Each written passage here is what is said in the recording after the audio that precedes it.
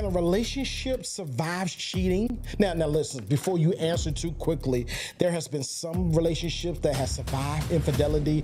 There's some relationships that has not survived infidelity, and there's some relationships that have thrived after the fidelity. Now, the question is not, can the relationship live after infidelity? The question really should be, what has to die in order for this relationship to work? Let you know, man, you are really encouraging me, motivating me, inspiring me. God is really using you to help me out, brother. What's going on, family? You guys are so amazing. It's your boy, Mr. AOS Inspires. This is AOS the podcast. I'm coming to you on the day. You already know. Can a relationship survive infidelity? I want to talk to you real fast. You already know this is AOS Inspires Love and Logic, the podcast where we talk all things relationships.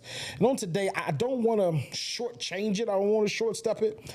I really want to get into the nit and gritty of this thing because there's so many relationships that battle with infidelity, that have dealt with infidelity some way, somehow. And I want to give you some practical tools how you can rebound and get back on the playing field that you need to be on. Now, I want to say this before we get started. There's some relationships that would never rebound. I mean, like, let's really be talking. You did them dirty. You did them dirt ball. You did them dirt McGirt. But it bothers me this, too. I'm going to say this. I'm going to say something really that's going to sting. It bothers me that some men cheat, and then they want the woman to forgive and give them grace. But if the woman cheats, you come back and be like, nah, I'm done. You give no grace. I have an issue with that. Right now, I have an issue with you cheating altogether. I think that you ought to be upfront with the person. Like, if there's something in the relationship that needs to change, we need to sit down and have this dialogue, have this conversation. There's something that's not going right. And it's crazy because I'm being honest. I understand how some women and some men can push people away to make you want to cheat. I get that. But the action itself is not, because that's an excuse. Oh, you made me cheat. Because you made a conscious decision and a conscious effort to do what you did, to do the act. And listen, we not playing it over here, because it bothers me because they say, oh, they made me cheat. No, can't nobody make you cheat. Now, somebody can push your feelings to maybe want to step out and experience something else. I get that part. I understand, right? Feelings are feelings. But when those feelings translate to actions, that's solely up to you, man. That's on you. Ladies, fellas, that's on you. I got 4 points. I'll be out your way. Here is, watch this. These are 4 major points that I believe that will really help every relationship out that's saying, listen, I'm in a place where infidelity has taken place. I want this thing to get better. How can we go about this thing? I think one thing that we need to take into consideration is trust must be rebuilt, not requested. That's a major one, because so many people, let's really be honest, those that have ever dealt with a cheating situation, like, you can't request, right, the relationship to be better. No. I can't just say, hey, listen, you should trust me. No. Did you know what you just did last week? I caught it in your phone, and I'm the type of person, I don't look through your phone. It was just right there, and I just picked it up and like, hold on, what's this? Like, that was a way that God gave me a sign, like, listen, you need to watch yourself, because there's some things going on behind your back, right? Trust must be rebuilt, not requested. Don't request for me to trust you again after you did me dirty. Vice versa, ladies. Listen, you done did the man dirty. Now, I'm going to say this too. I'm going to put this plug in there. It bothers me that, ladies, you need this guy, but here it is, you're going to mess around on him. And you need this guy. Most guys that you cheat with will not, catch me now, most guys, I'm not saying all, there's some situations that is, but most guys, ladies, that you cheat with will not take you serious. Now, there's a remnant, depending on what you bring to the table, what qualities that you have that he values. But most situations that I've seen, when you cheat with another dude, right, especially when you have a good guy, he's not going to take you seriously. And you can take this to the bank. The way that the relationship starts will be how the relationship keeps on going. I'm going to give this fine point. I can't stand when guys meet women that's barely dressed, right? You do your thing, but that's barely dressed. And now you guys get into a deep, committed relationship. Now you have all the issues in the world because she's wearing skimpy clothes. Hold on, bro. That's how you met her. right? Now, I get it, progression, I get it, growth, I understand all that stuff.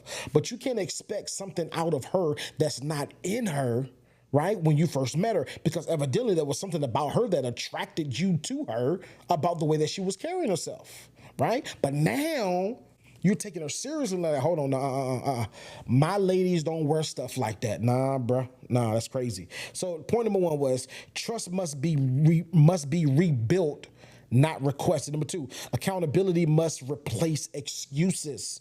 Now, this is what I like to tell them. Fellas don't like this too much, because when there's infidelity in the relationship, you got to hold some accountability for yourself. I don't want to hear, nah, I ain't giving you my phone. Nope, no, you better turn that phone over. If that makes, I'm gonna tell you this, it bothers me when people decide to say, you know what, I try to make this thing work. But the person that cheated is given prerequisites. Oh, no, this is not what I'm going to do. I'm not doing this. I'm not doing, no, you don't have no say so for nothing if you want to stay. Like, if you want to stay in this relationship, no, you don't have no say so. You got to go with the flow. If I say, let me see that phone, let me see that phone. And if you say no, then the relationship is done. I'm not coming back. And ladies, you need to stand 10 toes down. Fellas, you need to stand 10 toes down. If I'm telling you, man, I'm telling you, can a relationship work if there's infidelity and you guys come back together and talk about this thing? Can it work? Yes. In some instances, yes. But there's some people that feel like, no, if you come to the table and say, man, I apologize, but this is the reason why I did it, and you just come up with so many excuses on why you cheated, leave them alone. Whether it's a man or a woman, it doesn't matter. Leave them alone. Move on. Right? Don't cheat and then come to the table and say, I cheated because you did this, or you started treating me like this, or you wasn't giving me enough of this, or you start. No, don't come with excuses. You need to come to the table with apologies and saying, you know what, I need to do better, period. Like, I messed up. I apologize.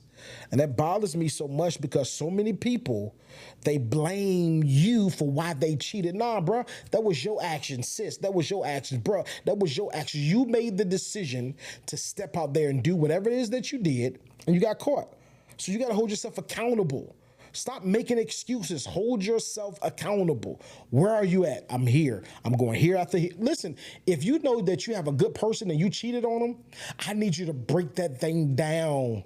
I'm going here. I'm doing this. When I leave here, I'm going to give you a call. Matter of fact, when I get here, I'm going to FaceTime you. Why? It's not that you're a simp. It's not that he's trying to control you, ladies, but you need to be at a place of mercy to say, you know what? I'm trying to win your trust back. Like, I messed up. I breached the contract. Let me win your trust back. Many of you are not at a position where you're being humble, right? It bothers me for people that cheat and don't want to be humble, right? Until they leave, then you cry. No, don't cry. No, it's done. All right, let's move to point 3. Both people must decide to fight for the relationship. I can't stand a person that cheat and that's arrogant at the same time. No, we both got to fight for this thing. If you see value in her and she sees value in him, no matter who cheated, we got to come down and sit down and talk, because both of us must decide that we're going to fight for this relationship. Most times it's the person that didn't cheat that's fighting for the relationship. And I'm gonna tell you this: in a relationship, there's power wars, right? And I'm not talking about when people cheat. I'm talking about in a healthy relationship, there's power wars. There's people that have there's one person that has the power and one person doesn't have the power. But in a relationship, when infidelity is involved, there's no such thing as I got the power, you don't have the power. No, ain't no such thing. The person who didn't cheat has all the power, and you should submit to that person. Period. Don't just mess around with somebody and think, hey, listen, I'm gonna do what I do. No.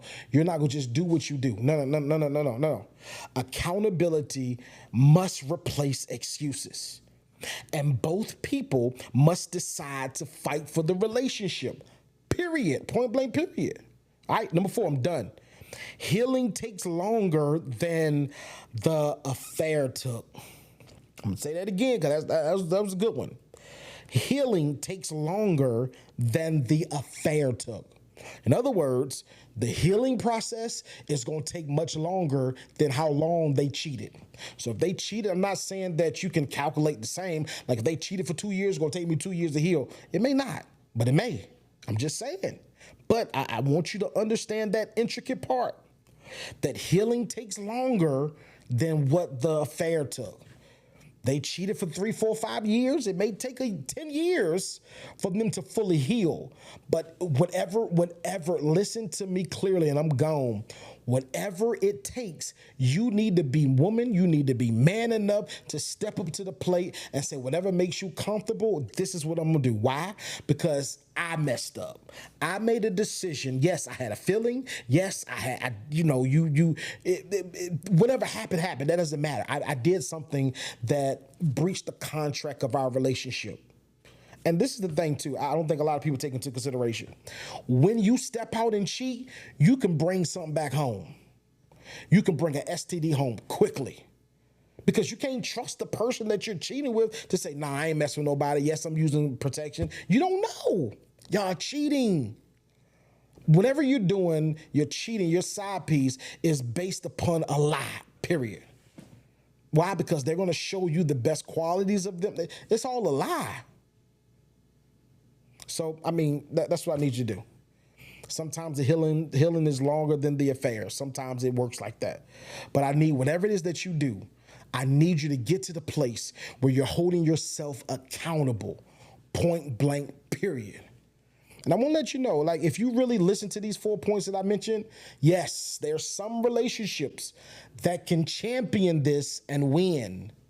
But no matter who you are, you got to stick to the plan and, make sure that you see this thing all the way through. Family, I love you guys to life. Be great. Let you know, man, you are really encouraging me, motivating me, inspiring me. God is really using you to help me out, brother.